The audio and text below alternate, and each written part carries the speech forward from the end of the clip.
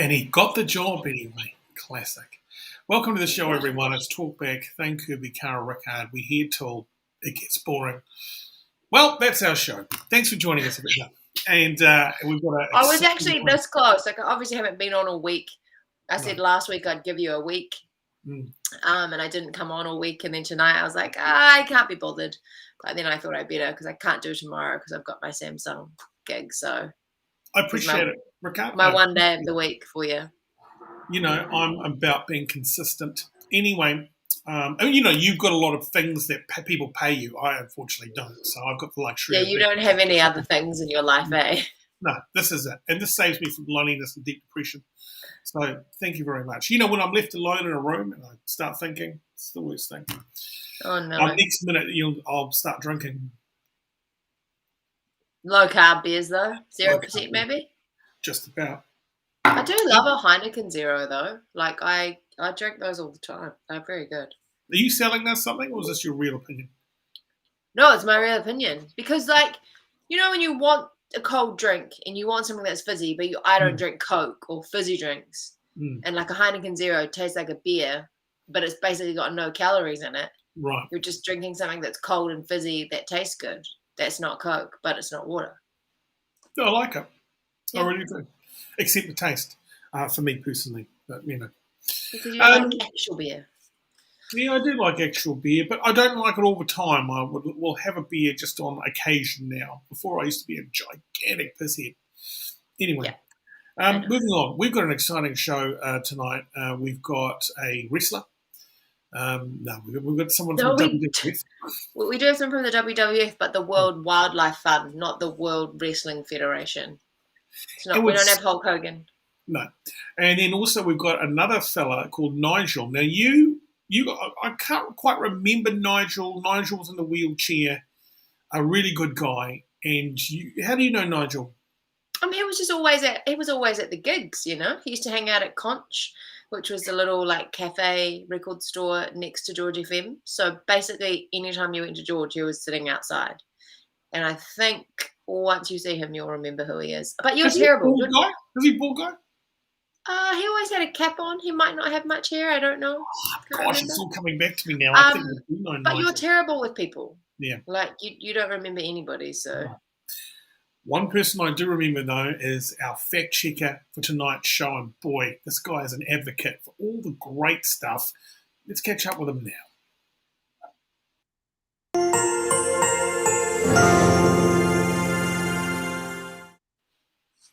Welcome, Benny Mack, fact checker. Benny's got pants on. Me too, Benny. Wow, look. I was meditating, bro. You just took me out of a deep meditative state. I apologise.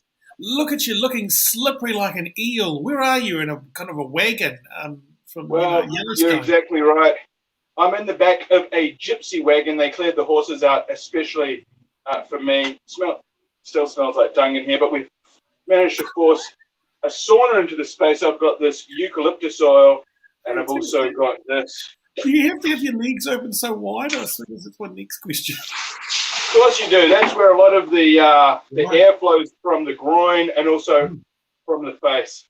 Fantastic. And also when you do this, your legs can't get much wider than that, can they, Mr. Kirby? And then, No. Look at you. Okay, I'm stuck here. I'm stuck in this position. Fantastic. I'm going to call a physicist. Okay, thank you. We'll check in with you very shortly. Benny Mack, everyone, sauna advocate.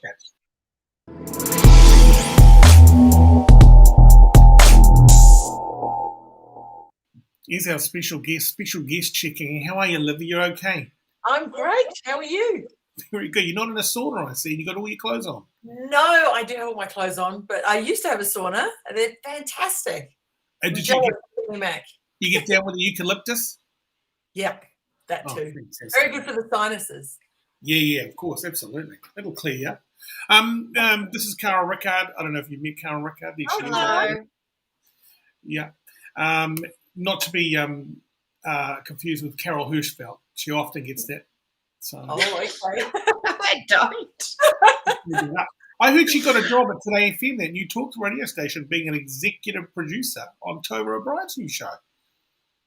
She'll be good at that. I think so. Hey, so anyway, the big boss lady, the CEO, the big cheese of the WWF. I just make the coffee. Come on now. How's it all going? Oh, remind everybody what the WWF is and what, Well, I completely agree with you. When I introduce myself, most of the time I say, CEO of WWF, and they look at me and go, wrestling. Yeah. So I completely agree with you. It happens to me all the time. And then all I have to say is, no, the panda. And people, yes, the panda conservation organization. Okay, yeah, I've got you now. But yeah, still to this day, people will revert to wrestling first, even though it's World Wildlife Fund. So yeah, that's all good. So we look after the environment and obviously try and make all of us live in harmony with nature so that we can be thriving as a human species, not just nature. What are you saving? What's the top of the list? Sorry, Cara. What's the top of the list? Top of the list at the moment is the entire planet, is nature. Basically, at the top of the list is nature, but what we're focusing on as part of nature in New Zealand is our oceans. And a lot of people don't realize how critical they are. I mean, me for one, before I joined WWF, I had no clue that the ocean provided every second breath we take. So I grew up with the trees, the Amazon, oxygen. That's where you get all your oxygen from. That's how we breathe. But actually, every second breath is thanks to the ocean. And what we're doing to the ocean at the moment is suffocating it. So we're very much working on the ocean to make sure that it's there, not just for the species that live in it, but for us as a species as well. I think that maybe in New Zealand, because we are so used to being near the water and it's an integral part of like how we identify as Kiwis, we take for granted how shitty we are to it. Yeah. Not me personally, but the amount of rubbish that gets left, and we just take it for granted that it's always going to be there and it's always going to be awesome, and then one day it's going to be too late. So with the state of climate change and all of just this mass consumerism, how difficult is it for you guys at the WWF to try and contain all the stuff that we're causing right now? Hugely difficult. To be honest, I think that what you said is so true. We are an island nation, right? So we live next to the water, and what we see is this beautiful shimmering light, and we play in the water, and everything's cool, everything's great. And Benny Mack is having fun in his sauna. He's in his ice bath now. Sorry. In the ice bath. Okay, we'll leave him all of this. So we do think of the ocean as this beautiful, magical place, and yet we don't see underneath to go, oh, it's really in dire straits. So, there are scientists that are saying there'll be more plastics than fish, in the ocean in years and years and years to come. But we are literally suffocating it with plastics. The Bruder's whale, which we're working on in the Hauraki Gulf, which is a beautiful 15-meter whale that is a resident of the Hauraki Gulf, like it doesn't migrate. So it's the neighbor. It's neighbor to everyone in Auckland, and there's only 135 of them left. And scientists are saying every mouthful that they eat of zooplankton, which they feed off, has 25,000 microplastics in it. Wow. Yeah. Can I just sorry, microplastics are in everything too, right? Like the body wash, like when we wash our clothing. Like I didn't know that when you wash your clothes, you're letting plastic out into the waterways. We eat a credit card of plastic a week. Oh my God! Yeah. How do you know that? Yeah, no, it's science. It's in the fish. It's exactly what you're saying, Cara. It flows out into the water. It's in the water. It just goes through at the moment. Everything's connected. So Why do you put that? I mean, why do you put that on social media? Throw that on TikTok. We did a whole. Most people know this thing. Last year. Yeah, we need to do it again. But it's sick. And so the overfishing is another one in the oceans. So when you take out too much fish, whether it's recreational or commercial fishing, doesn't matter. When you take out too much fish, you unbalance the entire ecosystem. So, for example, in the Hauraki, crayfish are functionally extinct now. Wow. Which is so sad. It's like, what is going on? So, don't you go after the big fishery guys, the corporations, after that, and slow those guys down, throw an extra tax on the top? Well, look, we're working with them. There's quite a few fishers who, they don't want to see fish disappear. It's their livelihood, right? So we're working with them to try and look at what does sustainable fisheries look like, how to ensure that there are fish for generations to come. I mean, a lot of the fishers, you know, have these boats that they pass on generation to generation. So they don't want to see the fish go. But we do need to work with them, because there are some that, you know, like all industries, some really don't care. Some do, some don't. So we do need to work with them. Is the fishing industry in New Zealand as bad? Like, there's that, you know, there's that documentary. I want to say it's called Fishspiracy, but I don't think it's called that. Seaspiracy. That's it. We watched that, and it was pretty horrific. But I kept telling my kids, because they were like, "I'm never eating tuna ever again." Yeah. Is New Zealand's fishing industry as bad as the people that we saw on that doco, or are we a bit separate and a little less hard out than they are? So firstly, on the doco, look, I think, you know, the doco itself was a really interesting documentary that put the problem firmly on the table. However, some of the science and some of the claims that were made were definitely not true. And in fact, some of the researchers quickly retracted and went, no, that's not what we meant by what was said in the documentary. So you just got to be really careful about what was put on the table. However, our fishing industry compared to the world is actually not a bad fishing industry. The quota management system that we have here in New Zealand has been a game changer, you know, when it was brought to life in the 1980s. It does need to evolve, though. We are in a different space than the 1980s now, especially with climate change. So it does need to look to evolve. But we are, you know, there. But my question would be, does it matter how we compare to the rest of the world? What is the right thing to do for the ocean to survive? Because if everyone's bad and we're just the best of the bad, you know, it really won't help us in the long run. Do you think you've you know, big job is the ocean? Do you think you're taking on something that's way too big, and then it's like, you know, no? Because I think we all, especially as a Pacific Island nation, we all live next to the ocean, and I think once people understand and care, then they'll change their behavior. And it's all those little micro changes in behavior that if you pull them all together, they do make a fundamental shift. Look at the single-use plastics no longer in shopping centres, etc. You know, and soon we won't have single-use plastics wrapping around food. All of those changes add up to a hell of a lot of less plastic in the ocean. It's kind of, we swapped them out for throwing masks on the ground now, aren't we? Masks. Yeah, that is an issue that we are absolutely concerned about. But, you know, we are dealing with a pandemic, so we do need to think through what we can do. And I'm sure there'll be some innovative people that will be able to recycle those masks into something.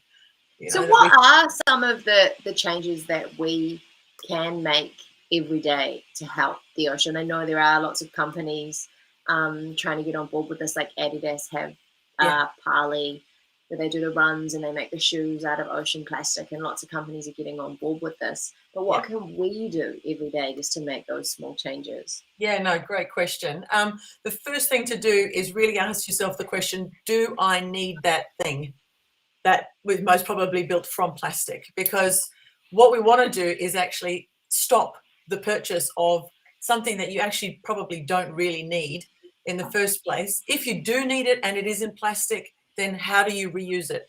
How do you, you know, make it last a long time, not just a few months or whatever? And then if you can't reuse it, then recycle it. But people at the moment still think, oh, I'll just buy the plastic because I can recycle it. But actually, you know, even in New Zealand, a lot of stuff is not, we can't actually recycle it. We don't have the plants here to recycle it. So the best thing to ask yourself is, as a purchaser, do I really need this? Do I really need to buy this thing? Plastic. What about cheap vacuum cleaners? You can pick up a vacuum cleaner for $30. I mean, it goes about 5 times, and you bin it. And then you bin it. So many vacuum cleaners on the side of the road. You know that type of thing. Yeah, exactly. So those sorts of things, they don't just disappear. People think, oh yeah, they'll just go away. They don't. They end up in a landfill, which then leaks into the soil, which then the soil runs into the stream, which then goes into the ocean. Like, it's all connected. So and also tarpaulins is another one. You notice tarpaulins got cheaper and more miserable. I mean, you can rip a tarpaulin in seconds. Yeah. And like, they all go in the bin. Like, oh well, they're going to be the recycling guy. Good luck. Yeah, I don't see it, and that's the issue with the ocean as well. I don't see what happens underneath, so it's not happening. You know. And yeah. So how long till we've wrecked it?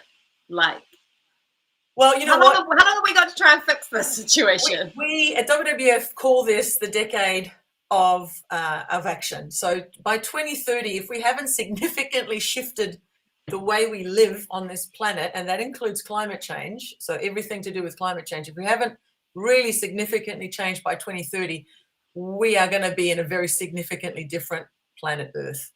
So we have to do everything. I heard you can use a KiwiSaver to book a ticket to Mars or something. You know, Elon's working on a massive. We're going to get the hell out of here. Yeah, there's no planet B yet. There's no planet B yet. It is a bit of a worry. We're stuck here in our lifetime. This is all we've got.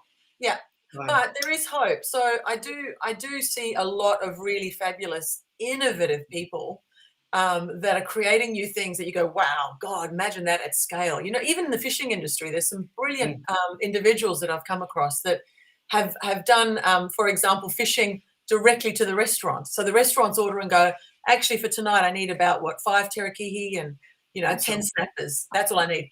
And so he collects all this is a guy in up north. He collects all the restaurant orders and goes out fishing. Comes back, gives it directly to the restaurant. It's fresh. There is no waste. And it's all done sustainably. So imagine that at scale. And we can do that at scale ultimately one day with data and technology and what have you. But imagine that sort of thing at scale. How cool would that be? So I think there's still hope. And, our Director General and David Attenborough also say something similar, which is we are the generation that stuffed this up, right? We really are. But we are also the last generation to fix it, and we can fix it. I was at Yumcha. Sorry, everyone. I was at Yumcha the other day, and you know how those what the squid? What are they? Are they like? Is that an octopus we're talking about? The squid. Yep. It's like an octopus. Yeah, sort of. Yeah. And so I was thinking, gee, boy, I see squid happening everywhere. It's all over the place. Poor squid. Yeah. How does squid suffer happening every Chinese restaurant in town? Not only Chinese restaurants, but those who serve Yumcha. Yeah. I mean, are we farming those, or are we? I mean, how's that happening? Squid down south, and and all food on this planet has a consequence. So fishing squid or fishing fish or whatever, it'll have a consequence. So there are seals that interact with in the squid fishing area, and again there are inventions around how to make sure that the seals don't end up in the nets with the squid. There's a lot of work being done in that space. We're pushing obviously for a hell of a lot more work because even one seal in a net is not good enough. So really trying to reduce that, and birds for that matter. We are the seabird capital of the world. So we want to reduce the bycatch. A lot of birds are dying out there, but there's no food on this planet that doesn't have a consequence, right? So farmers, beef, even plant foods has consequences. So we have to look at how do we make this happen in a sustainable way. Do people want to go to dinner with you because you're pointing all these things out? Well, okay, well, there are consequences. That's the one. No, the good news is I love food. I love food. I'm half French, so raised by a lot of the good stuff, good homemade food, but also sustainably cooked. So Grandma had the chooks, and she used to literally cook them herself, and then use the whole chicken. And keep the bones for stock. Like that sort of eating is where we should be going back to, rather than I'm just going to rip open a packet, throw it in the microwave, throw the plastic in the bin. How was that processed? How many sugars and palm oil things and whatever in there? That's wrong. But can you tell us a bit about the whale tail art trail that you've got going on at the moment, which is to kind of raise awareness about restoring the modi of the ocean, right? Yeah, absolutely. So with the whole piece around how do we get, New Zealanders to understand and then care, the Hauraki Gulf is a microcosm of the ocean.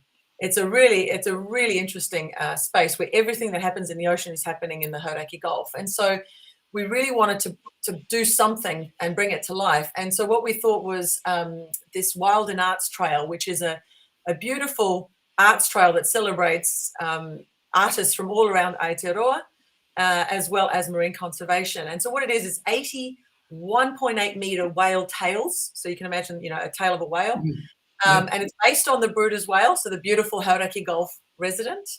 And it tells the story of, or it tells 80 different stories, but basically of marine conservation, what's happening to our oceans, what's happening in the Hauraki Gulf, and how we can absolutely save and turn around the Hauraki Gulf and eventually turn around the wider ocean for not only the beautiful Bruder's whale and all the species in the Hauraki Gulf, but, you know, for us as a species. And so these tales, the 80 of them, they're peppered all around Tamaki Makaurau, from, you know, north, south, east, west, all over the place, even one on Waiheke Island. That's lovely. Yeah, and the artists, now that, I mean, to be honest, that was the biggest surprise for me and really humbling. The passion, the energy that all these wasted paintbrush. You should see it. So you can go around with an app. So you download the app on Google Store or the App Store, and you go around and you plug in and you can collect the tails. And every time you collect a tail, you get a reward. So sometimes it's a free coffee from a certain, you know, place, cool. or ice cream, or 10% off Bed Bath & Beyond or Tile Depot. You know, there's brilliant sponsors that have come on board with us to help raise the awareness, and they all tell their story at the tail. And so you can, you know, interact with it. And so some people actually go around and try and collect all 80. And there's some great prizes, like the ability to go on a whale and dolphin safari for free in the Hauraki Gulf to try and go see the Bruder's whales. That's awesome. So it's a great joyful way to bring the story to life, rather than a lot of the work that we do is, you know, the sky is falling, and it's well, actually, no, this is a way to bring it to life. And given that we're in the red light in, you know, all around New Zealand, this is probably the single thing you can do in COVID that's completely COVID friendly. So we've probably actually saved a bit of plastic use, the amount of time we've been in lockdown, eh? Like no one was going out, no one was a lot of people are eating at home. But the cool thing about the whale tail trail too is that at the end of it you could purchase one, right? Are you auctioning all the tails off? Absolutely. So in the last weekend of April, we are bringing them to Silo Park all together, all 80. So people will be able to see all 80 together, which is just brilliant.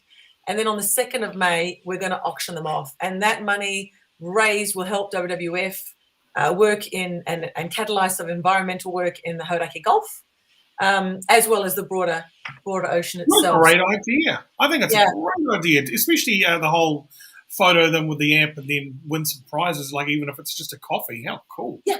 No, it's a lot of fun, and hopefully it'll engage people and tell them the story so that they understand what is happening in their own backyard, not somewhere deep in the ocean. It's actually happening right there. So hopefully that brings it to life.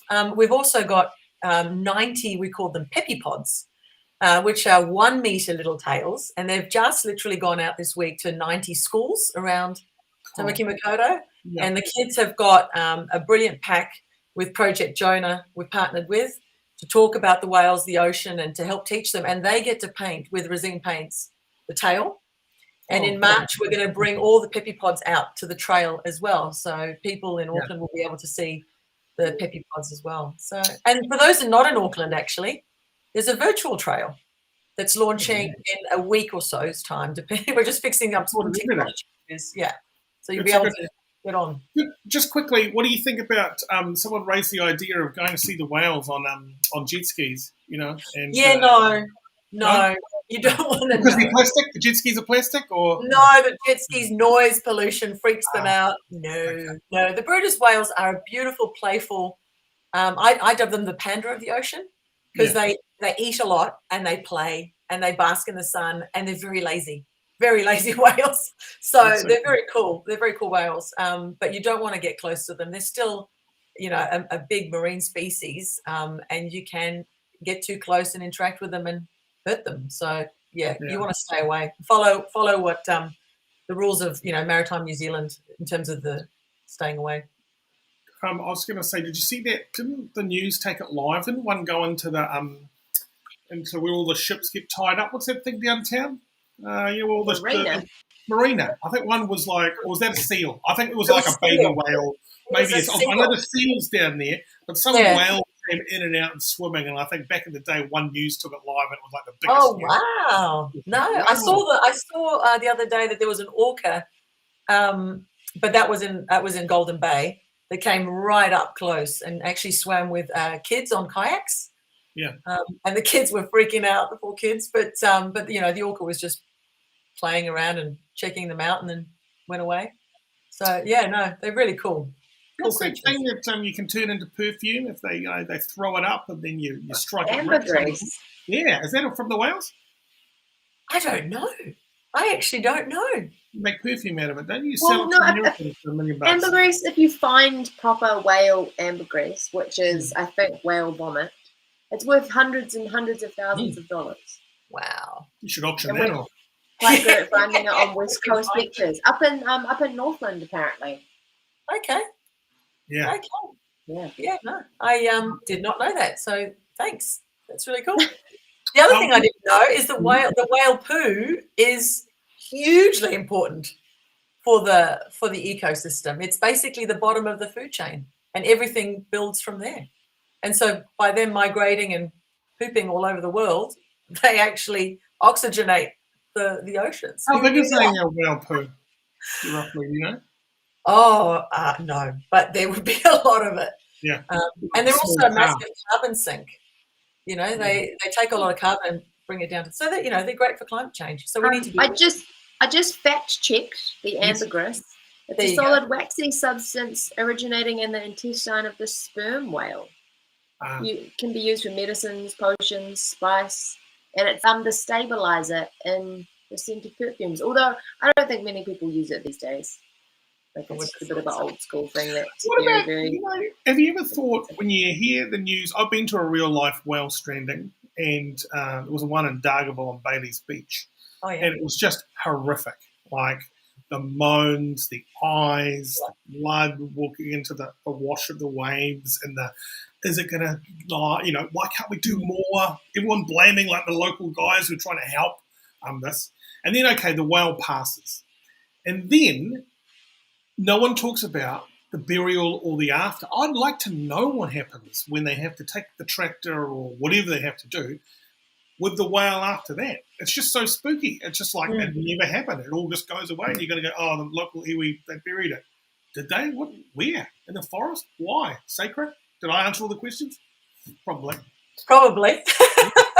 But, I mean, don't you think it's just we never talk about the afterlife when it comes to whales? And you're absolutely right. I do know that some of the smaller species of dolphins do get, the scientists come along and actually have to do an autopsy basically on them as well. But, yeah, I don't know. I don't know what happens to them. You're absolutely right. I know that usually as well, wherever the whale was stranded, because obviously in Te Ao Māori, whales are tupuna and ancestors.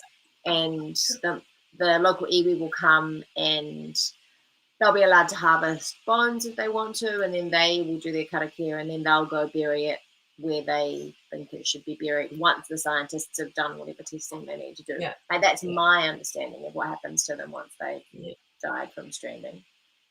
Yeah, and you're absolutely right. I mean, whales are an incredibly important piece in Te Ao Māori, and that's how sailors followed them here. Whales also rescued, and so this is our rescued sailors in trouble. So this is our chance to sort of help them and give them a voice. Give it back. Yeah, give it back. Yeah. Thank you so much, Livia. I think you're just one of the best CEOs that's ever happened. You're engaging. We love talking to you. You're passionate about it. Your good ideas are flowing. You're not a wrestler. Bonus. No. Bonus. You're saving the whales. So good luck with everything. And I'm going to tour my kids around these whale tails. Brilliant. Send us some pics. Yeah, absolutely. You should buy one for your landscaping business, Thane, and just plonk it in someone's lawn. How big are we talking of these whale tails? They're 1.8 meters. They're about 5'11". They're quite beautiful. They're big. You can check them out. Check out the Facebook or Instagram. They don't have like a Briscoe's logo all over them and all that kind of stuff, do they? No sponsors logos. Nope. Okay. Some of the artists have signed, delicately where they are, but artists like Weta Workshops, brilliant one under Sky City. It looks like the Lord of the Rings sort of armor. Oh, that's cool. Jeff Thompson, completely corrugated iron whale tail, all wrapped up in corrugated. Cool. Yeah, I can't wait to see them, especially because there's so many of them as well. Like it'll be so interesting to see how so many people interpreted a whale's tail. Yeah. It's just, and there's one mosaic and there's one filled on plastic that's in the Britomart, and it's just brilliant. Brilliant. Otis Frizzell has got one as well out there. It's just brilliant. There's some really good ones. You'll love some and hate some. I've gone around. Yeah, exactly. With everything. Thank you so much. Nice talking to you, Livia. All the best. And your last name, how do you pronounce that? Esterhazy. Esterhazy. Esterhazy. So it's the R like in Māori.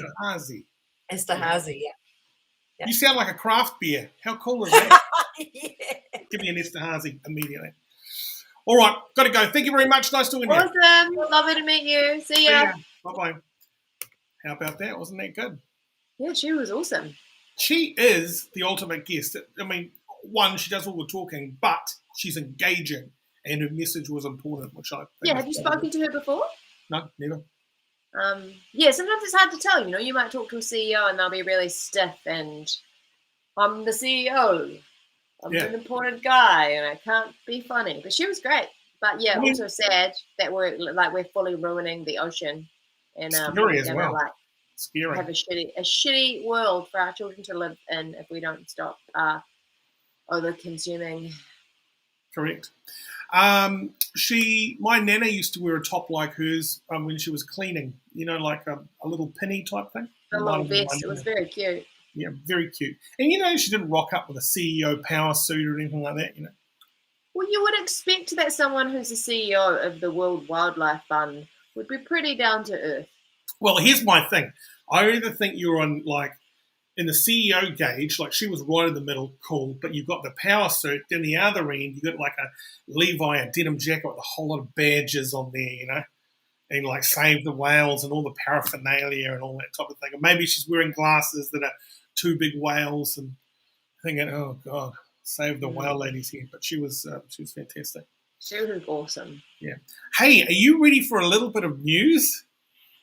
Yes, can you guys just do that? My kids come in before. They need me to go and do something. I don't know. So you do some news and I'll be back in a sec. Can you be back with the exoskeleton guy? Yeah, I will. I'm just going to see if my children are okay. And then I will come back. Okay, bye-bye. Okay.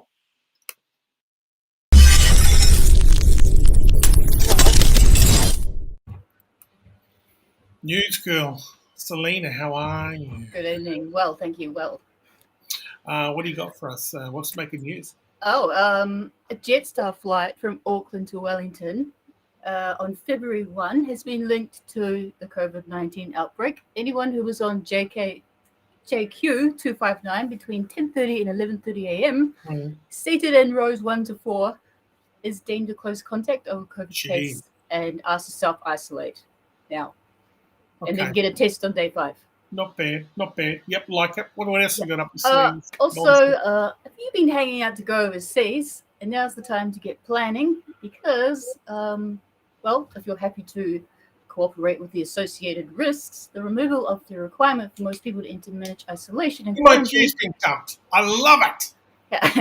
Yeah, the border. Ask me if I'm going overseas. Yeah, who wouldn't want to go overseas? Like it's been so long. It's actually been pretty cool being here. Yeah, but I'm off to Brisbane. I'm going to go to the Gold Coast. I don't know when I can get over there. Oh, it's lovely there. I love walking around there in the evening. Yeah, absolutely. Balmy. Restaurants are buzzing. Yeah. And people will go out and like bikinis and stuff just for dinner. It's like, what's going on? Crazy. Yeah, it's so loose over there, right? Yeah. What else you got? Last story, what's happening? Oh, well, this is a nice, lovely story. This month, it happens once a year, a natural wonder in Yosemite National Park. It's called the Fireball. So hundreds of photographers, they gather Yosemite Valley. It's near, what is it? Capitan. Yeah, it's the Capitan Cliff. Right. Anyway, so this is what happens. The sunlight, this happens once a year, sunlight streams through thin silver of a waterfall, turning it molten orange. The cascade of red-hot embers falling down the cliff looks like a glowing waterfall of light to the onlookers below.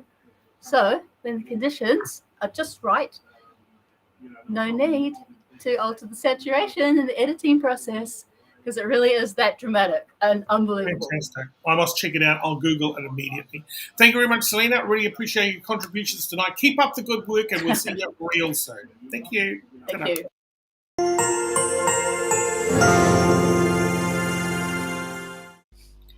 Piling through the contributors, next in line, sitting from his luxury pad there, Remuera. Welcome back, Benny Mack. Fact checker, how are you? Great to be back. Great to be back. Exciting times. The value of this place just went up 300 grand in the last week. So I am sitting pretty. I'm not going to be going back to work anytime soon. Fantastic. And exciting times indeed. Yeah. So what did you take? Are you now that you're all limber and softened up, are you going to go out and see the whale tails? Oh yeah, I'm going to go and check out every single one of them, and I'm excited to learn some stories about our beautiful Hauraki Gulf. Shit, that sounds great. Okay, mate, nice talking to you. All the best. See you, pal. Make sure you hydrate.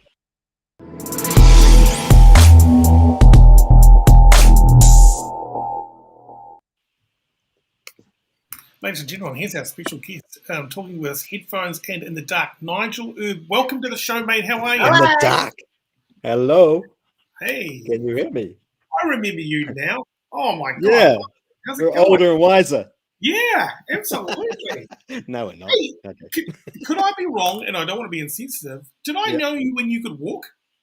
Yes. Yes. In the George FM beginning days. And all that. That's right. And you used to come up to the studio and watch some shows, and I'd see you on the street, you'd ride a bike past, and that's kind of like, that's where I left you off. I don't know you. Yeah, so, something like that. Okay. I've been around, mate. Yeah. Oh, absolutely you have. Absolutely. No, I was going to say, I was like, you'll know him as soon as you see him. I know like, you, Karen. I know. It's like, always outside conch, always at the gigs. It's always around. That's Nigel. Yeah. Okay. So what's happening? How are you anyway? Yeah. Really good. Yeah, really good. Yeah. Excellent. Is it quite dark, is it? Oh, yeah. My place is so dark. You get the moody lighting going on there. This is my little ashram. Yeah, this is my little ashram. Fantastic. So I do all my stuff here, or a lot of it. Yeah, a lot of my rehab. Right. Yeah, how's that going? Because a while back you had a give a little for an exoskeleton to help. Yeah. So that was 5 years ago. I didn't quite make it to the facility that had it. You have to go to a rehab facility, not in this country, but in another country, and that was Czech Republic.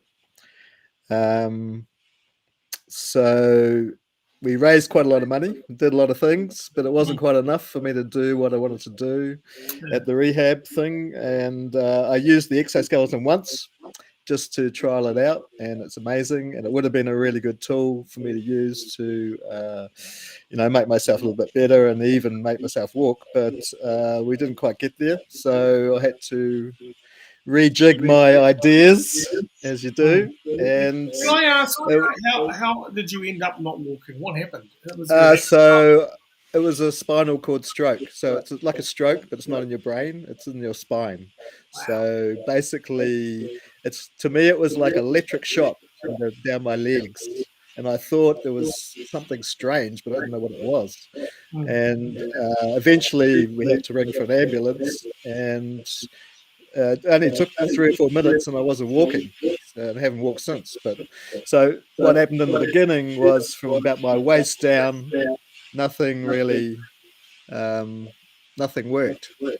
So from that day till now, I've gained probably 3/4 of my kind of walking ability.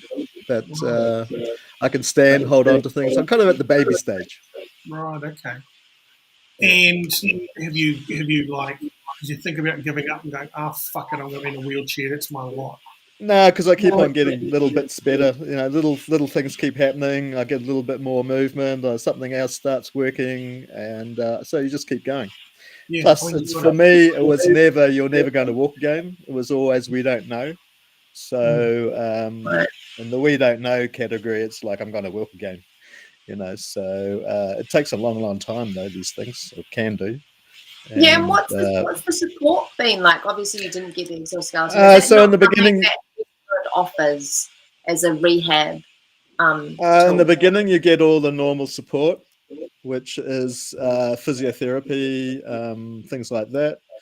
But it's only for a limited time. And then after a while, they decide that that's probably where you're going to be at, and they'll kind of leave you to it, more or less. So if you wanted other extra things, it's really on your back. You have to pay or organize or find, more things to help you, or more physio, or Yeah. Can you wiggle your toes type thing, or can you yeah, feel yeah, totally. The feelings in my legs are really weird. It's kind of numb, pins and needles. I think it really helps that I can feel all these things, because some people don't feel anything after it's happened to them. So I've always had these feelings, although they're really weird. And it's like my skin is like Chinese burns. And you have a Chinese Chinese burn. That's what my skin feels like all the time. Wow. So it's like burning. Yeah. Not so have burning you got a too much. subscription? Have you got a prescription for? So yeah, you're on painkillers a lot, although I've stopped using most of the time. I just put up with the pain, really. There's painkillers, but it's not a good thing to be using painkillers. Marijuana, surely you qualify. Actually, that doesn't really work for me. Right. It really doesn't. As a painkiller, it's not really that good. You're probably better sticking with what I have, paracetamol and all that sort of thing. Right. But for neurological pain, I'm not really sure whether it's going to be the one. But I just put up with it, I suppose. How much is an exoskeleton? About $100,000 or something. But it's not only that, you need a whole infrastructure to support it. You need people trained to use it, physiotherapists. You need it to be in a facility you can go to. You can't really just have one at home. It's not really like that right now. Not like Iron Man. Nah, but in time, in fact, we're not far away from it. You'll see people with parts of them on their bodies, supporting their bodies. And pretty soon, I wouldn't be surprised if you see someone walking down the street in one. Yeah.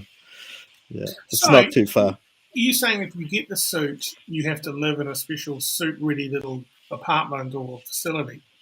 And we're talking the future, really. Otherwise, you're going to a facility to use it for rehab. Yeah. Right. Okay. So you put it on for an hour. Right. Okay. I've got it completely wrong. I'm thinking basically. It's like a robot. You step in, you sort of go into it, you strap onto it. It's all computerized. They can operate it, but you are basically operating it by how much you push into it and use it, and it'll just know all that stuff. And it's interesting. I mean, they have it all around the world. In New Zealand? No, not really. We've got a couple of semi-okay ones. There's one New Zealand one that's made called the Rex. That's quite good for rehab. Some people use it. Do you know Brad Smeal? Brad Smeal? Yeah. He uses one for rehab. I know he does. And I used it a couple of times, but it's not really going to be any good for me. It's quite limited. The one that I used is from America, and it's I actually went to the factory in San Francisco to check it out, and also to talk to the guy who sort of organizes them around the world. Sort of, I don't even know what you call them, some director. And I had a look around the factory and things like that. That was really cool. But you can't have it down here until we have infrastructure. It'll have to be repaired all the time. Oh, right. There'll be replacement parts. You have to have a whole thing. They don't even have them in Australia, I don't think. Right. Wow. You'd think that we just have one by now. Yeah, well, it's all this infrastructure stuff and all the training for the physios and all the cost of the machines and it's. Nigel, when you dream, do you dream that you're walking or you dream you're in a wheelchair? Yeah, funny you should say that. I had a dream last night. I often have dreams.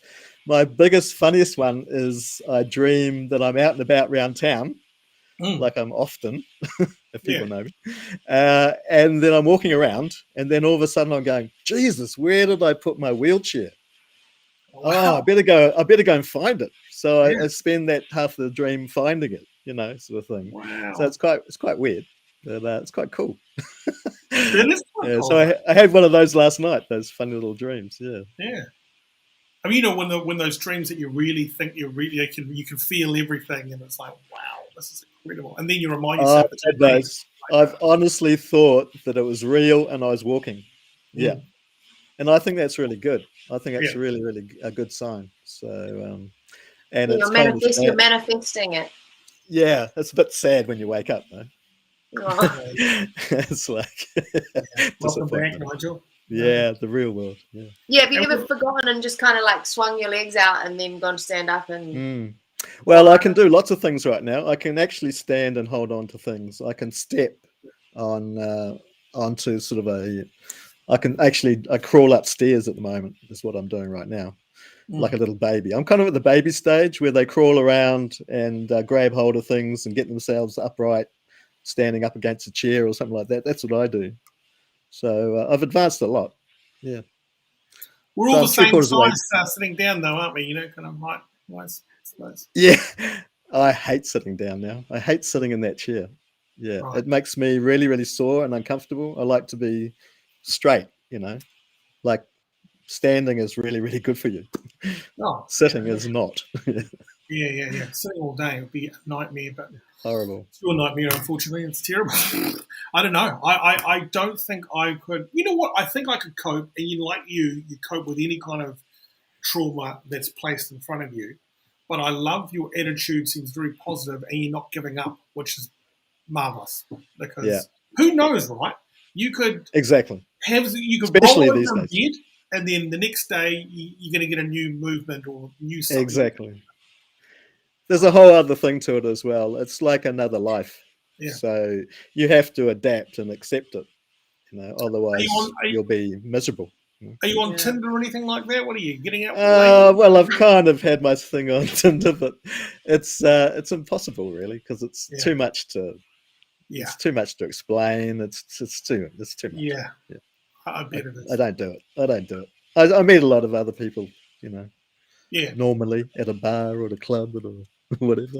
There's been much of that going on lately with the lockdown. No, not at all. In fact, it's affected my rehab. I haven't been back to the gym for 6 months. I have a personal trainer, Dan Rivers, amazing personal trainer at Les Mills, Kaiba Pass. We've been working together for 4 years, say twice a week for about an hour each time. And I've just advanced hugely through working with him. And I've actually got like a little team of people that help me, that I pay for.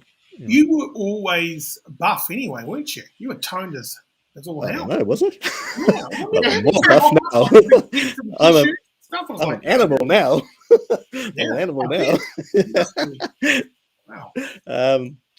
No, I've worked hard and my body has changed and it has to. Yeah. But I sort of look at the whole thing, the whole body approach, you know, my diet, the exercise, yoga, meditation, lots of things. You need everything happening to the max. You know? I've got to say, since this has happened, I've even quit alcohol. Oh, really? That's very well done. Yeah. Since this has happened, have you become a nicer person, do you think? Or you changed? I don't know, saying you're a bad person. I've definitely changed. It makes you change because I hate asking for things and I hate asking for help. And that was a big thing. Now I have to ask for help, you know. So that's a big thing. And just with people, it's a different thing. Meeting people, it's a different thing being out in public. Yeah. Not that it's that bad, but you have to adapt and realize what's going on, you know. Which is, I guess it's a good way. The way that you were always still out and we'd see you at events and stuff. Because I imagine if you didn't have those kind of support systems and people you could ask for help and people that you can go out with and stuff, it could get really depressing and lonely. Yeah, it is. Yeah, I'm really lucky. I have a lot of really good friends. Yeah, I mean, I do. So I can't imagine if you don't have a good supportive community, good community support. It's really tough. I mean, you'll be basically sitting at home. Nigel, do you still go shoe shopping? Yeah, I do actually. I love shoes. Still gotta wear shoes. Yeah, I've got to still wear shoes. I still go clothes shopping. Yeah, you got to, but I mean, like, you're not getting as much wear and tear, like, as a, different, Oh, they last. still look really good for a long time. That's right. They last for ages. Not scuffed and shitty looking. Yeah. I love that. Well, mate, what can we do and how can we help? Are we fundraising? Are we just... I don't want to fundraise ever again, to be honest. I find a way of organising these things. I have a lot of support, as I say, from my friends. They put a lot of input into my life, and that's brilliant. And I have a regular kind of routine of rehab, with these people. In fact, I just had some body work done this afternoon, which was pretty amazing, with Jaden. She's been with me a couple of years now, sort of once a week or usually something like that. But yeah, I just got to, do it on my own, really. I mean, there is some help, obviously I'm on a benefit. I'm on a disability benefit. So, that's what... But I did work for a brief time for a couple of years, about 5 years ago, but nothing at the moment. But, a part-time job, a well-paid part-time job, we're good. Yeah. Yeah. You made a conch? Conch? Yeah. Conch had a fire, eh? Just about burnt down.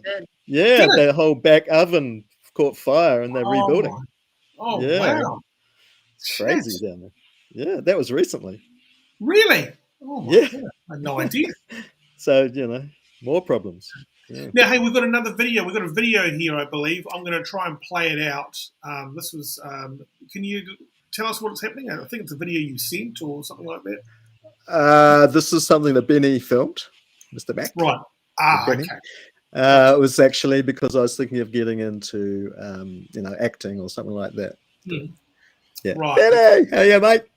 How you doing? Nice to see you, buddy. Welcome to the show. Yeah, nice to see you. Thank you. Yeah. Cool, man. Nice little show you got going on. Soon.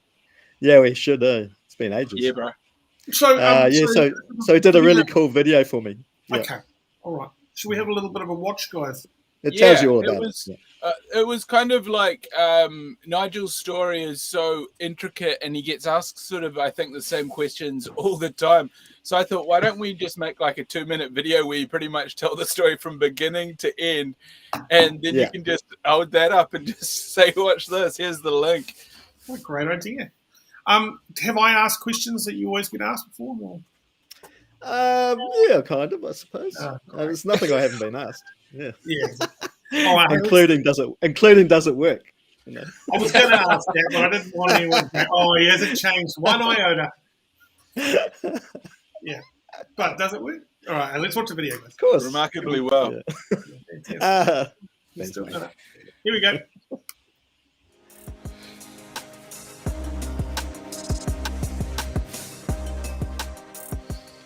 Hi, my name is Nigel Erb. I'm from Auckland, New Zealand. I suppose you're wondering why I'm in a wheelchair or how long I've been in a wheelchair. I haven't always been in a wheelchair. It's been almost 10 years now. And my story is kind of a bit crazy, as life is. 10 years ago I was in London starting a new life, what I thought was a new life, my new career, my new goals, new place to live. But sometimes things don't work out. Standing there in the hostel, sorting my clothes out. It's been a year in London, time to sort of get into life, and bam, had a stroke on my spine, spinal cord stroke, so pretty rare. 3 minutes later, couldn't walk, haven't walked since. Doctors, well, they don't know, they didn't really know. It's quite a rare thing, a spinal cord. For me, I was going to walk. It's time to get up and walk almost. I've been working hard on my body, and yeah, we're going to get there pretty soon one day. I've always believed I could walk again. So for me is physiotherapy, the gym with my personal trainer twice a week. I have bodyworks, a meditation person that helps me. I do a lot of yoga. Meditation is really the center point And for the future, I see myself not very far away from getting up and walking. It's been amazing at least last year or so. And it's really positivity, just concentrate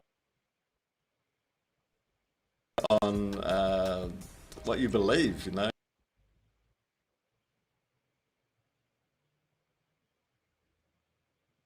be. So really that is life. Just do what you believe in, what your dreams are, follow them. Have at least one more dream and just one dream. So yeah, belief, breathe.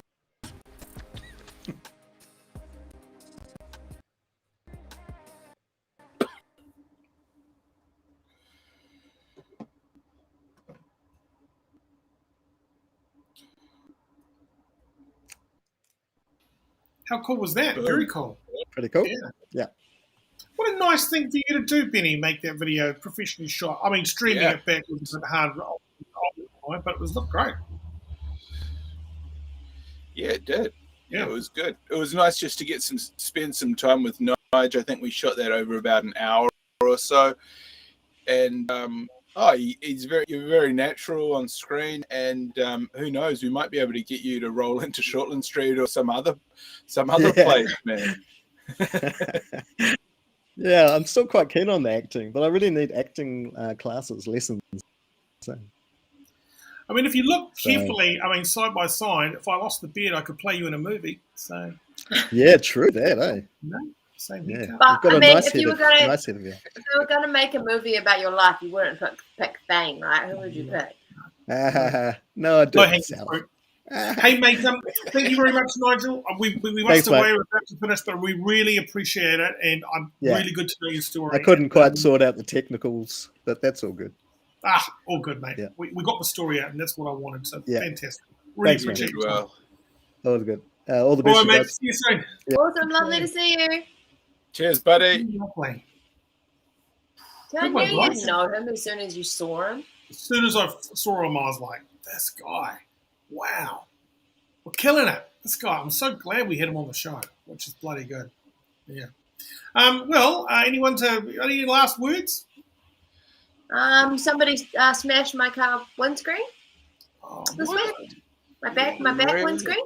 I was out walking, doing some fitness, came back window smashed.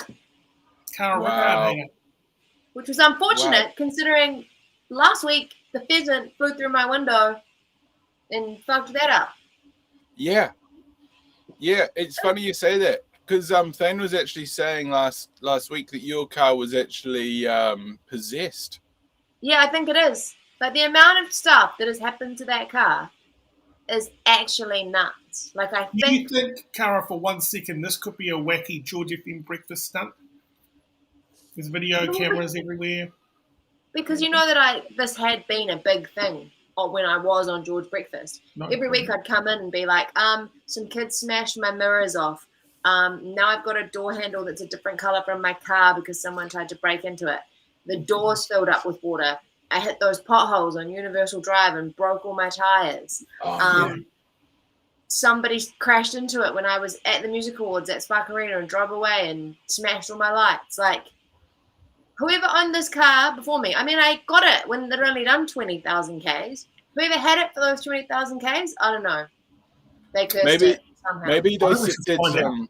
Yeah, maybe they did some occult shit in there, like some sacrifices, or moved some bodies around or something. Oh gosh, I know. I really need a new car, but it's fine. It'll go till it dies, or I die, and maybe actually I don't want to say that. I was actually. Oh, sorry. You know how I live and travel in a motor vehicle? Well, I was actually at one occasion, someone actually bottled the front windscreen of my vehicle while I was in it, smashed the front windscreen. Wow. And it turned into a huge debacle. Of course, the police were called. Was this guy out of it, or what's the deal? I believe he was totally smashed. I couldn't actually find the guy. There was a lot of drunks in the vicinity. I did actually reach out the window to one gentleman asking for help on identifying the guy. He spewed drunken abuse at me, so I promptly slapped him across the face and then left the vicinity. How much breezier is it driving without a windscreen or just big holes in it? Risky. Oh yeah, just the sort of the shards of glass coming into your eyes. Oh, it's crunchy. Without my back window, I'm going away this weekend. And we weren't sure if we could get it fixed. And Justin, my partner, was like, just drive down there with no back window. Like, it'll be sweet, won't it? I was boy. Is that illegal? But then, lucky, like I rang and left messages for all like your standard auto glass repairers, like Novus and Smith and Smith and all of that. None of them called me back. And then two guys, James and Hayden, maybe from out Papatoetoe, Jag Auto Repair Glass, rang me back, came and did it. $150, sweet as. See you later. Half an hour. And they came and did it for $150. Yeah, I mean, I had already purchased the window from the Mazda spare part down on Railside Ave. They drove out here, $150. Hey, where did you buy this car from? Was it on Trade Me? Did you go to a reputable, No, I went to a proper car yard and got it, like a brand new Mazda. Which one? Wow. I can't remember. One in Penrose.